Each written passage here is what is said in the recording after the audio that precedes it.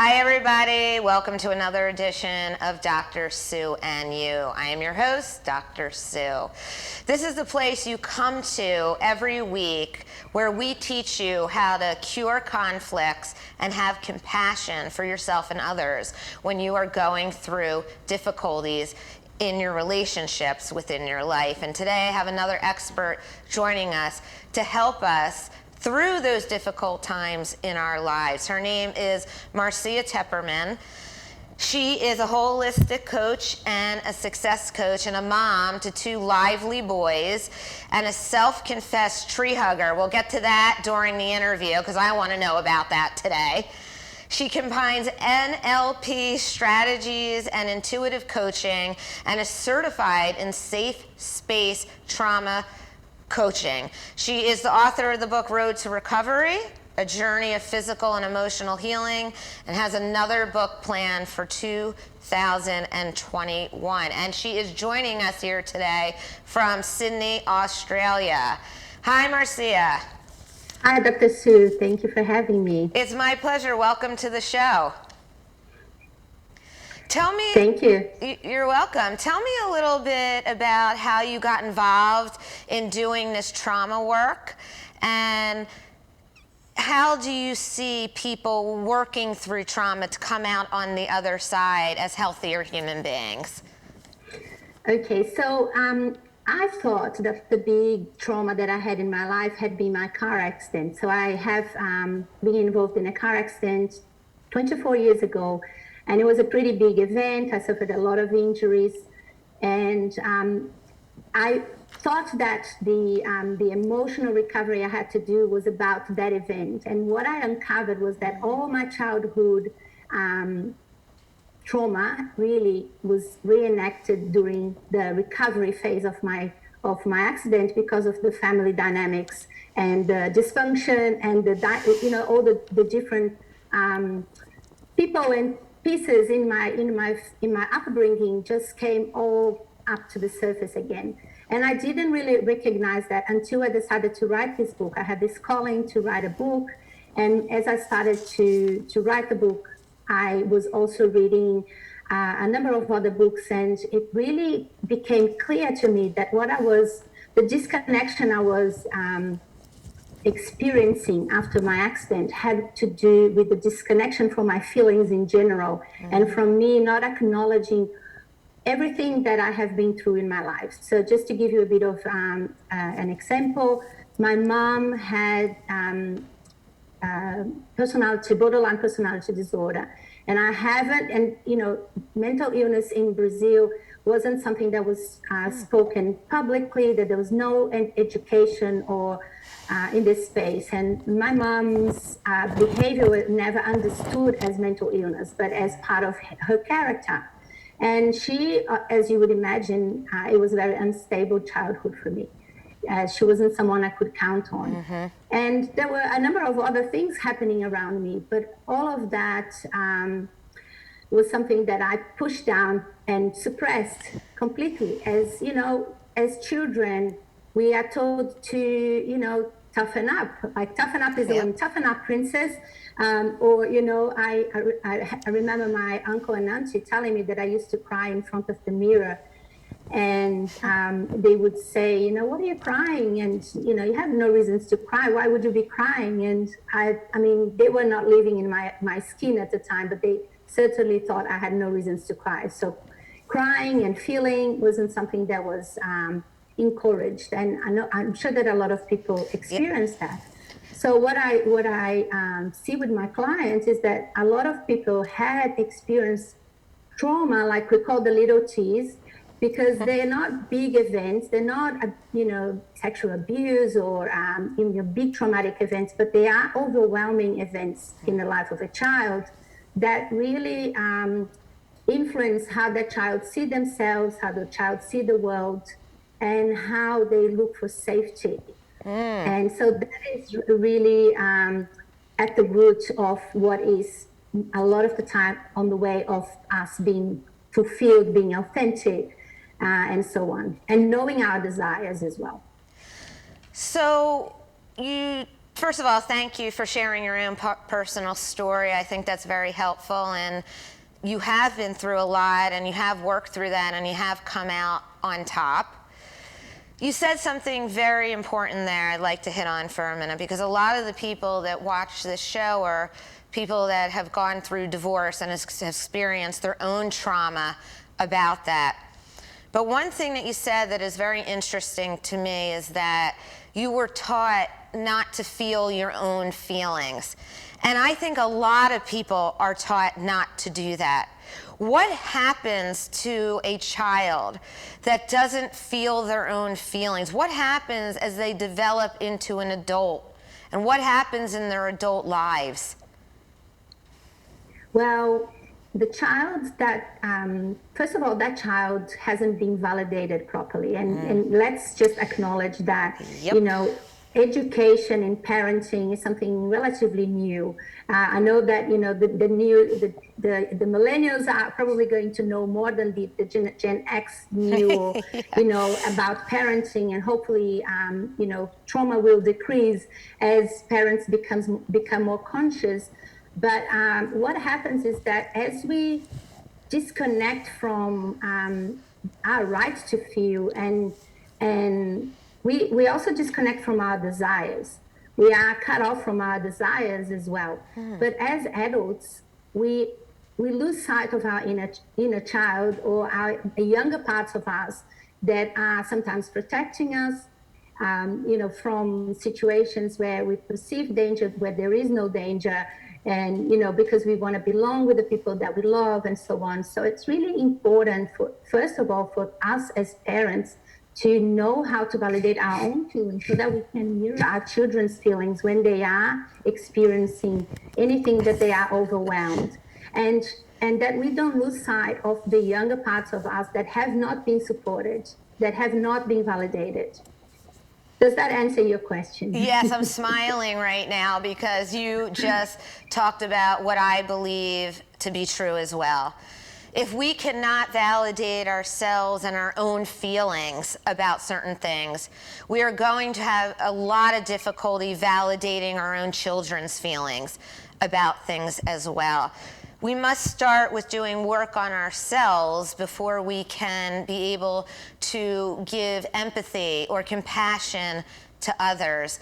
But as you know, it's very difficult for people to go within and look at themselves, isn't it? Mm-hmm.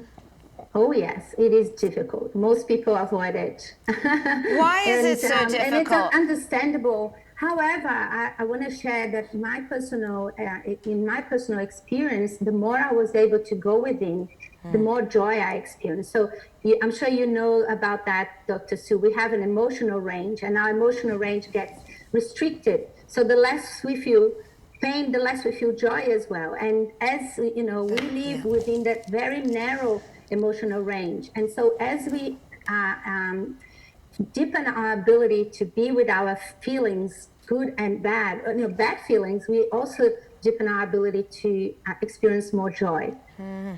So you know, on the other side, I guess, of the tunnel.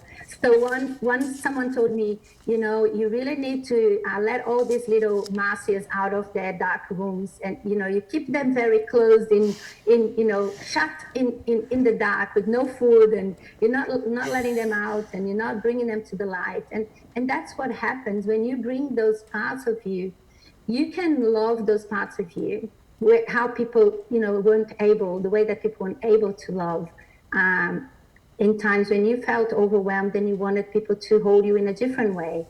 So that's my personal experience, and I know that a lot of other people grow immensely and discover more of themselves. And I guess that's the point as well, isn't it, Dr. Sue, that we discover who we really are before we internalize all of the belief systems of other people and all the opinions about what we can be, can't be, can have, can't have, and all of that.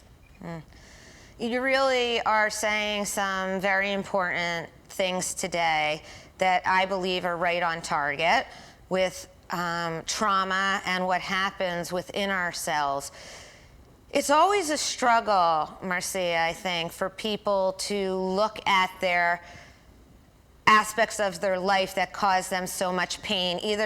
Most times people want to flee from that. But what you're saying is, don't flee from it. I want to understand what you're saying. Don't flee from it, go towards it, even if it's so scary to do so, because when we can break through fear, we can have love, and we can't have fear and love together. Is that correct?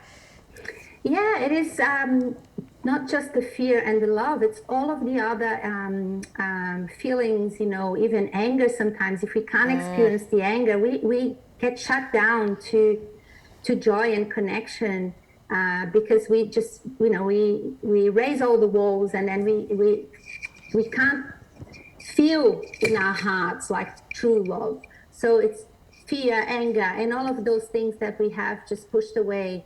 Sadness. And let me talk about sadness, Dr. Sue, because one of the biggest things that, I experienced as a mom, and I'll talk about divorce as well, as, having divorced myself. Yes. I want to share just a little bit about that as well. Sadness is one thing that keeps coming back if we're not aware as parents that we have a level of grief for the freedom we lost.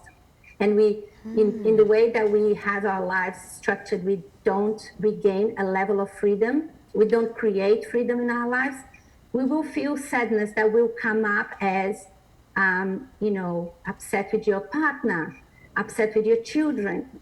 So how important it is for us to sometimes recognize how difficult it is to, let all of that go, but also create something incredibly beautiful.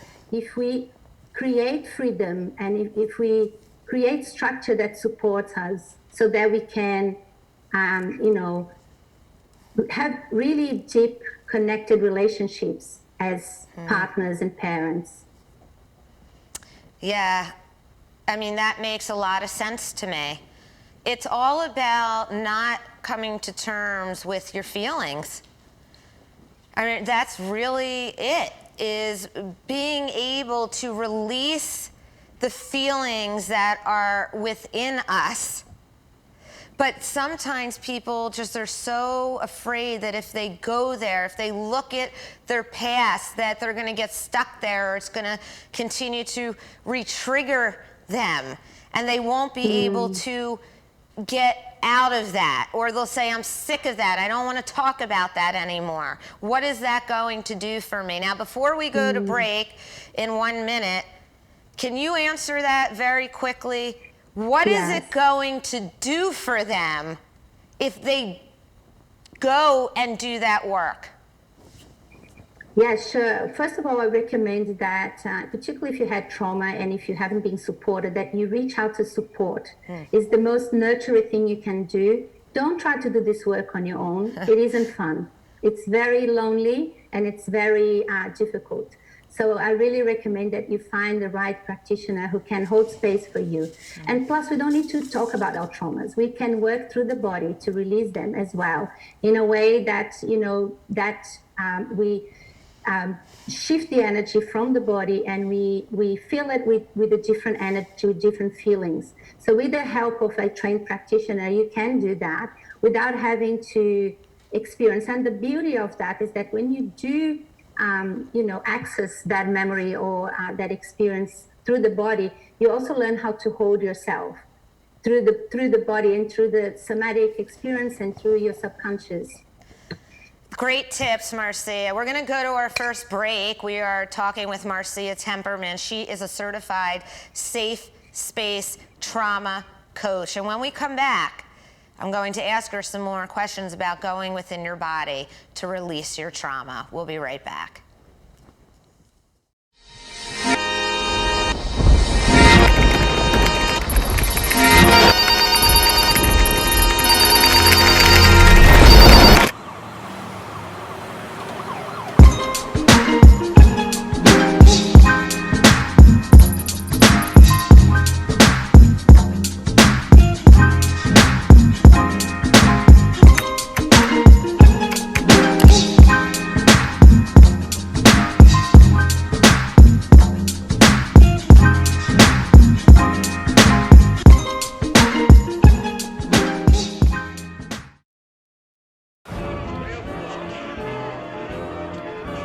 Boardwalks built for fun.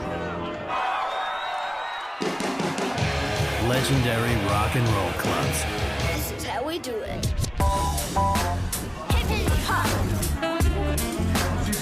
Casinos by the ocean. Hippity hop. Now that's New Jersey. 130 miles of beautiful beaches. Solid rock. And everything in between. Look in the window. Now that's New Jersey. Plan your New Jersey trip at visitnj.org. Waves of... Hi, everybody. Welcome back to Dr. Sue and You. I want to get right back into our conversation today with Marcia Temperman. She's a certified safe space trauma coach from Australia, and we have the pleasure of picking her brain today.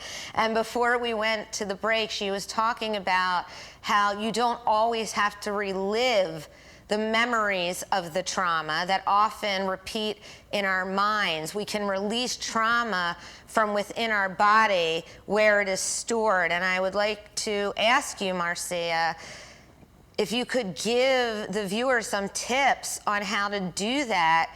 I know myself, if I'm anxious or I'm stressed, I tend to feel it within my head. Right in the middle of my head and around my face. That's where my stuff gets trapped. So for other people, it's in their stomach or their shoulders or wherever it is. So talk to us a little bit about, you don't have to go back and relive all the memories. You can release it through your body. Yeah, our memories, first of all, they're not accurate, Dr. Sue. As you would know, Yes. those events have been a very long time ago. And if you ask 10 different people, 10 different people will give you 10 different versions of the event. So what's really key for us when it comes to those, I guess, traumatic traumatic events where you make a decision about yourself and other people is the essence of the essence of that event. Really, that's what we're trying to release. When we work with the practitioner, and I recommend you only do that with the practitioner, we will access that through the body, through the felt sense, through usually, like you mentioned, a sensation in your face or in your shoulders or a tightness in your chest or your throat or your tummy. So, but if you just wanna learn to hold space for yourself and have compassion for yourself, notice. First of all, observe. Assume a position of an observer with your thoughts even, and start to get curious about what's happening. And you might even say to yourself, oh, I'm noticing that I'm having those thoughts. And then try to notice where you feel that in your body. So if you can drop out of your head and into the body, I like to think about like grains of salt being, dissolved into water. Like imagine your thoughts dissolving in your body, and try to access the feeling, the felt sense we call it, in your body. It might feel like a contraction or a collapse in some place in your body. And what I would say is, place your hand in that spot and just be like there for you, first of all. That's the first thing. And then say, what are you noticing?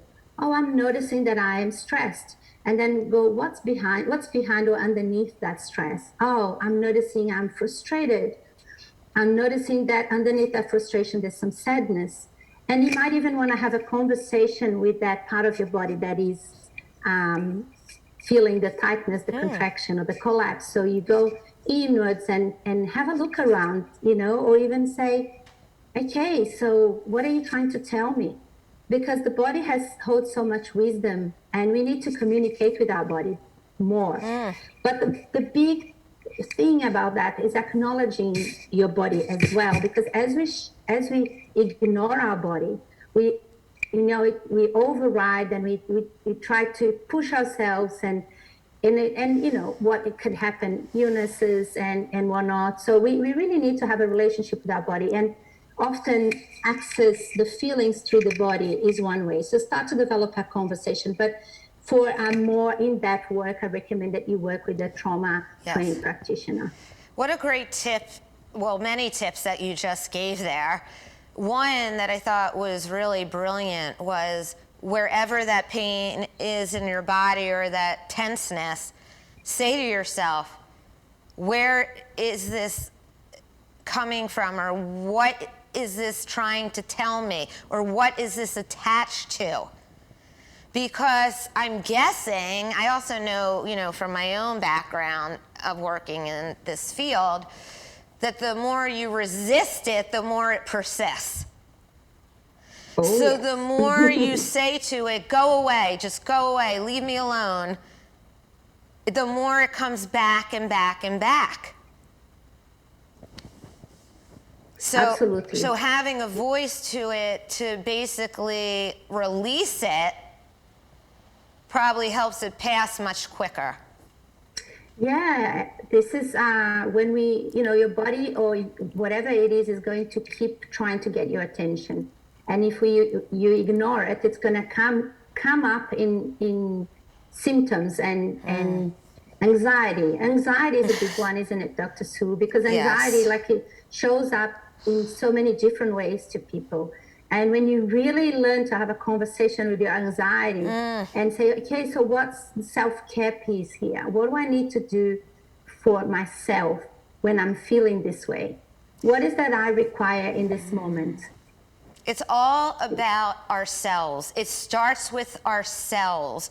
It starts with giving that self-compassion to yourself, not fixing yourself, but caring for yourself. Sometimes when I say this to people, they're like, no, Dr. Sue, I just want to fix this, or I want to heal this relationship, or I want to do this with that person.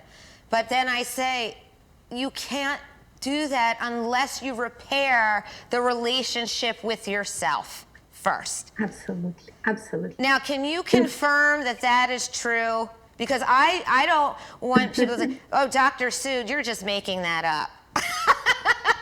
So can you lend some insight into that?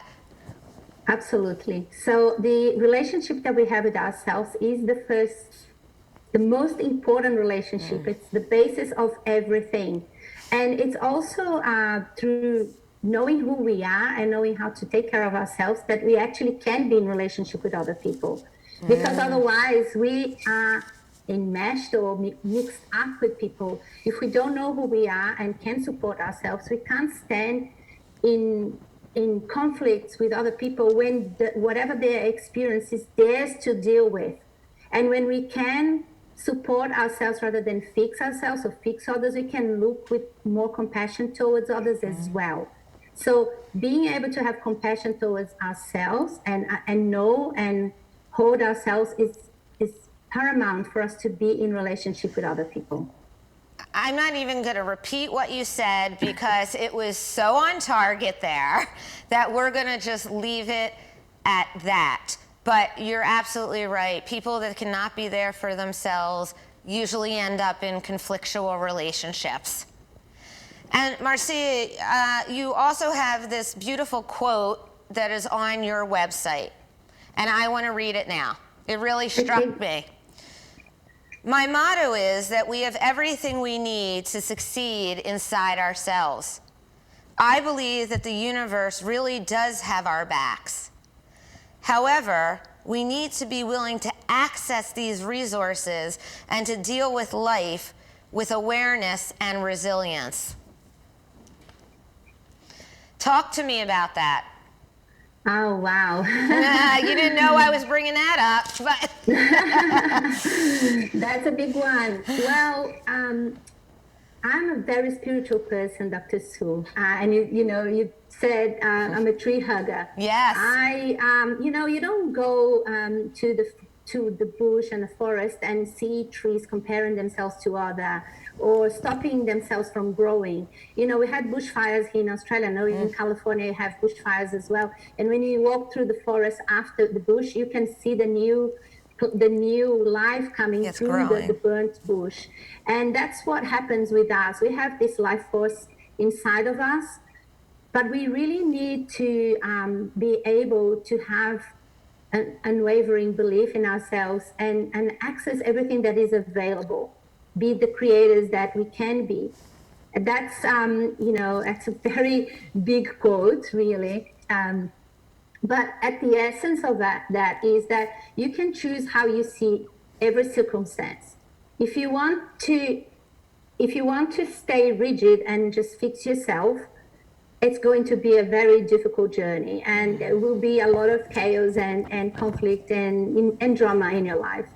But if you choose to go within, hold yourself, have self-compassion, be able to relate to other people better and make better choices and access support that is available to you, that we can become the people that we want to be by accessing what's available. If it's skills that you need to learn, if it's tools like self-compassion you need to learn, whatever it is, it's all available.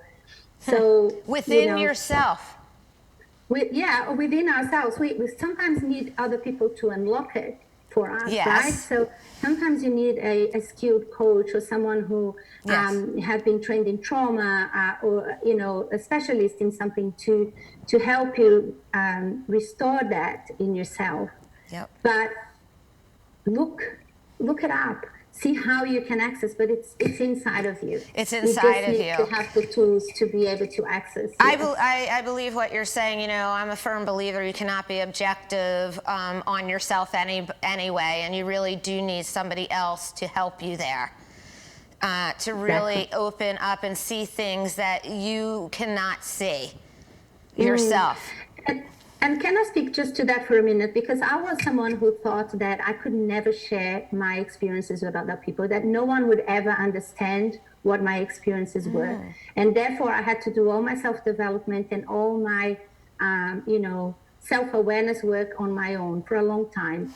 And when I decided to reach out, what I've realized is that more people than I know had experiences similar to mine, which makes me feel like I belong somewhere, because I had this feeling I couldn't belong, and it just opens your eyes to the human experience and how we all are very similar. Even people who don't think that they have experienced any trauma, they still had well-intended people who love them tell them what they were allowed to do or not to do, to have or not to have. So just keep an open mind and feel deserving enough to receive support. That's, I think, the biggest piece, is you need to start to feel deserving. Thank you so much for sharing that. That was beautiful. And you're right, we often think that we're the only ones experiencing something, and we're not. We're really, none of us are alone in this world, but sometimes that holds us back because of the shame in sharing it or the embarrassment. But you're just holding yourself back from healing by doing that. Now, we're about to wrap up the show. We didn't even talk about the other avenue that you do, is working with women to really help empower them. But you can come back and talk about that on another show. I think about what we talked about today was just so powerful, and I can't wait for people to watch this. Thank you, Dr. Sue. What is your new book about that's coming out, by the way? So the new book, it's going to be called The Turnaround, and it's going to be about what's my method to turn situations around so that you experience change and turning points in your life with more ease and less drama. That's what the new book is going to be about. That is a great title. I'm excited for that. And please, when you do put it out, let me know. We'll have you back on, and I want a copy of it. Of course. Because I'm sure it's going to be so great, because you're so great and you're strong. You've survived your own trauma in your life, and now you want to heal and give back to others. Now, you are in Australia, but you work with people all over the world, right? I do. I have clients in Canada, in Brazil, in France, in Singapore. Yes, so anywhere. How can they get in touch with you? Reach out to me via my website, so marciatepperman.com.au or .com. Actually, .com will take you there as well. I'm on Facebook, Marcia Tepperman Coach, and I'm on Instagram as well, Marcia Tepperman. So it's TEPERMAN. Thank you, Marcia, for being on the show today, and thank you so much for giving our viewers such great, compassionate tips on moving through their trauma. My pleasure. All right, Thank you. everybody, that concludes another episode of Dr. Sue and You. As you go away today, remember this. You have to go within to move forward. You can do it. Give yourself that compassion, because you can become the solution to the conflicts within your life. Have a great holiday. Bye-bye.